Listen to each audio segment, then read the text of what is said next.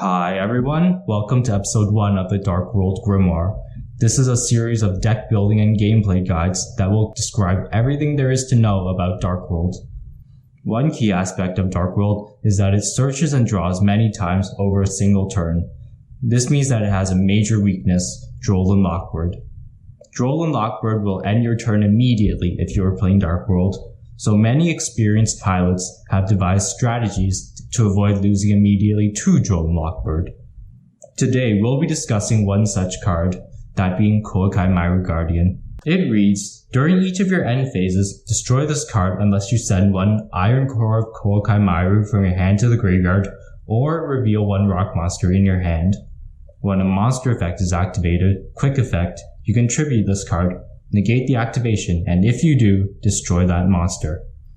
Of course, the end phase stipulation to destroy itself is mildly annoying, but the most important part of this card, as you may have guessed, is that it is a normal summonable monster that can negate any monster effect.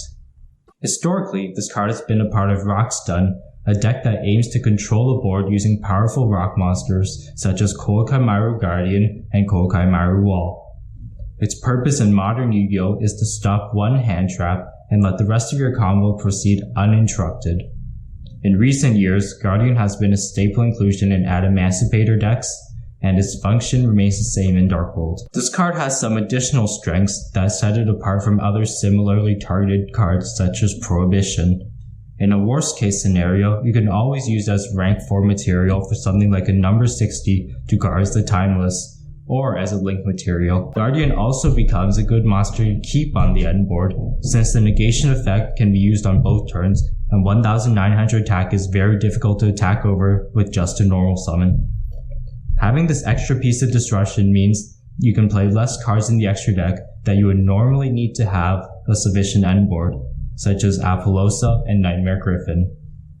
Additionally, when you go second, this card can push through interaction by trading for one of the opponent's monster effects. Given that this card has so many strengths, you might be wondering why it's not included in every deck list. Unfortunately, as with every Yu-Gi-Oh! Tech card, it comes with a few significant weaknesses. The requirement to normal summon Guardian might seem insignificant in a deck like Dark World, which doesn't necessarily need its normal summon, but it does lock you out of using cards such as Lava Golem and Winged Dragon of Frost Sphere mode. Additionally, drawing this card is only good if your opponent has a Droll and Lockbird and nothing else to interact with you. If they have an effect Veiler or an infinite impermanence after your normal summon Guardian, they will negate Guardian using the effect Veiler or infinite impermanence and then use the Droll and Lockbird once they realize what you're up to. The most significant downside of the card is that it doesn't necessarily contribute directly to your combos. It essentially reduces the number of cards you have to work with by 1 card, since you have to draw your full combo in the other 4 cards of your opening hand, and then have this as the 5th card to stop the Droll and Lockbird. If you don't play Guardian, you could have 5 cards that help you combo. Additionally, if you draw another copy of Guardian later on in the turn, you won't be able to normal summon it, making it a dead card that could have been another extender. Most people prefer playing 2 copies of Guardian to reduce the number of copies they could possibly draw, while still seeing it somewhat consistently in their opening hand. Some people opt to go all in with all 3 copies, and some people select a more conservative ratio of just 1 copy. So, is Koa'ki Meiru Guardian good, or just not worth the drawbacks? Let me know down in the comments what you think of this page in the Dark World Grimoire.